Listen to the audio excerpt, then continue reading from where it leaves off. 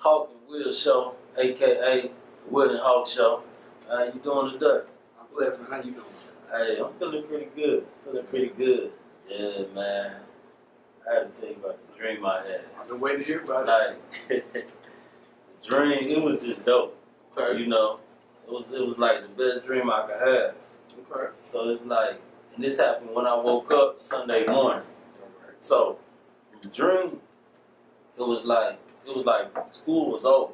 Okay. So all the kids were gone. It was a parking lot setting, and Miss Aldredge walked up to me. She asked me about my classes. She asked about my classes at UTA. So I was like, okay, all right. I'm like, yeah, Coach must have told her. So she's asking me about my classes. I'm like, my classes are fine. It's like my class starts at 6 o'clock. And I said, so yeah, so I leave here at 4:30, and then I go straight to Arlington. And she was like, okay, are you eating? And I was like, I kind of deferred the question. I was like, yeah, that's why I leave at 4:30. And then she was like, but are you eating? And then it's like, when she asked me that, it's like, in my subconscious mind, all of a sudden I understood what was going on. Yeah. So I just gave her a hug, and I woke up.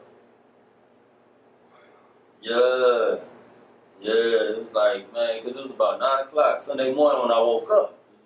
Man, I just woke up, man, I had a smile on my face and just had a good day. Yeah. Because, that's a Miss Aldredge question, because she used to always be concerned about me eating. Yeah. It's like, well, are you eating? Because there was some days when I wouldn't eat lunch when I first started my very first year. And she would just always ask me, if she had something, she would give it to me.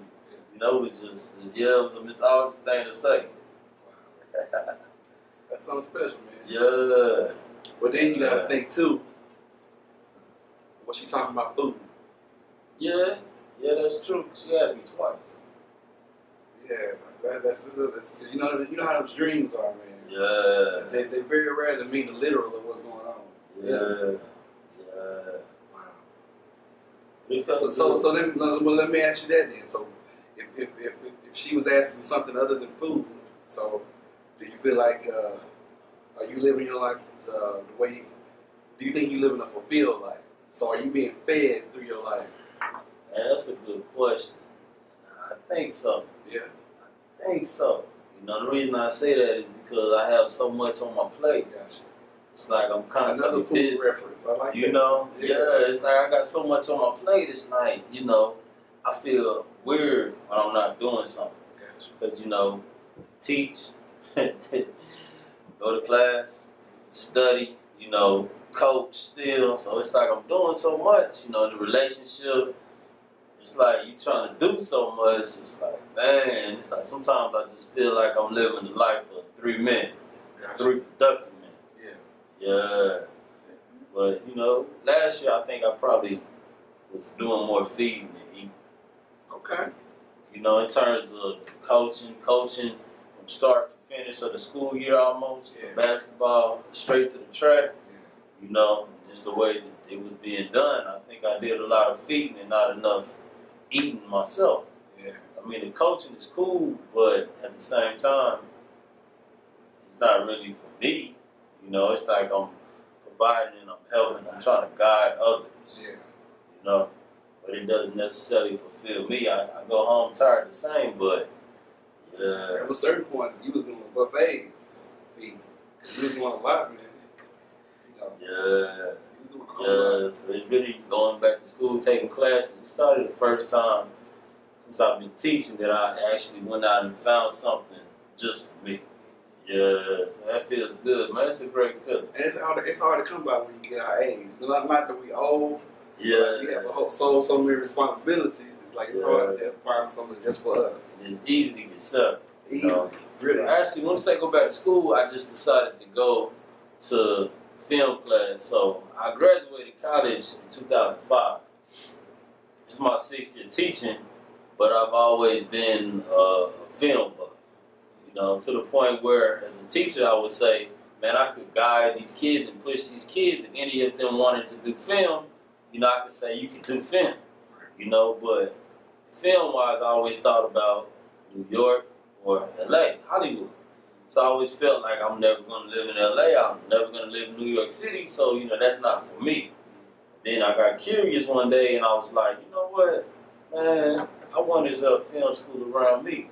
So when I saw it at the University of Texas at Arlington, talking about the same week I found it, was the same week I applied, was the same week, that I got everything in order and made a decision to pursue it. So right now I'm taking 2 classes, one online, one Tuesday, Thursday evening. It's a great feeling, Kind of make me feel like people should always continue to educate themselves in one way or the other. Because it's like I'm sitting and I'm learning, but before then I might have felt like I knew everything that I need to know. Yeah. So it's like, man, you can still be taught, you can still improve. I'm probably older than the teacher. Yeah. Lifelong learning. Yeah. But I mean, it's just dope. Like if you can afford to do it and you can find the time, it's definitely worth it. Yeah. Because if you got the desire, you'll find the time and the money. Because you find the time and money to do everything else, like we always say, right? Yeah. So why not find the time and money to do something for you? But to be honest, what pushed me over the edge, what really kind of was that deciding factor? What's that? All right, when you got promoted to assistant principal, so my man Kev, he went from coach, PE teacher, coach, to assistant principal. Then there was another guy we worked with, Roger Galley, and he was the special ed inclusion teacher. So in the same week, they both got hired as assistant principals. And these are guys that I worked elbow to elbow with every day for 5 years. And I kind of felt like, it was like, I had that feeling like, okay, 2 of my solid co-worker buddies, like they just became assistant principal. And I felt like, well, what would be my next move? And it was like, dang, so that would probably be my next move, assistant principal. But I really don't want to do that. So it was like, man, that's for you, that's for him, but that's nothing that I ever wanted. So it was like, man, if I would just stay with this education that I have and just not go get another talent, I'm always gonna be in this circle. So it's like, what if I want to jump outside the box? So I just decided that my next move, to progress and work towards, is gonna be outside the box. Yeah. When I tried to go to school to be an athletic director, it didn't happen. Everything appeared to be perfect and set up, but it never happened. So to me, I kind of took that as a sign. Yeah, not a rejection, but a redirection. Yeah, I mean, everything on paper looked good. Yeah. It was promising. It just never had my classes to fit my schedule where I can take them in any way possible. Yeah, so that's what it is. It was meant to be that way. Yeah, it was.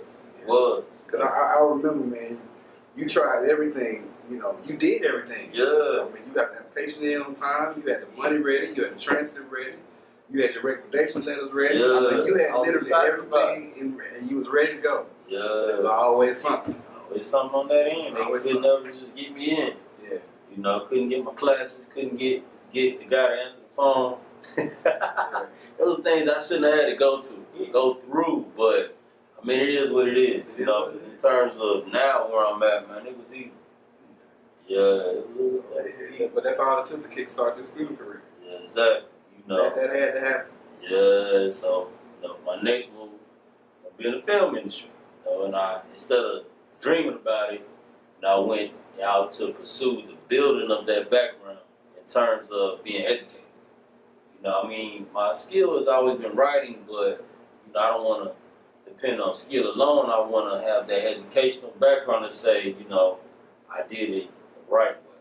And that was my main purpose in going back to school, and to learn the other parts of making films, movies, TV shows that don't deal with just the writing part, how to actually make them behind the scenes. So I think, man, And I think it's good too that you have the opportunity to rub elbows with people of like mind. Just kind of have the same kind of drive as you have in that arena too. Because artistic people, they fit well with artistic people. Yeah, that's true. Sometimes if you have an artistic vision, somebody that's not artistic, you don't feel free to give it to them because you don't know how they're gonna react to it.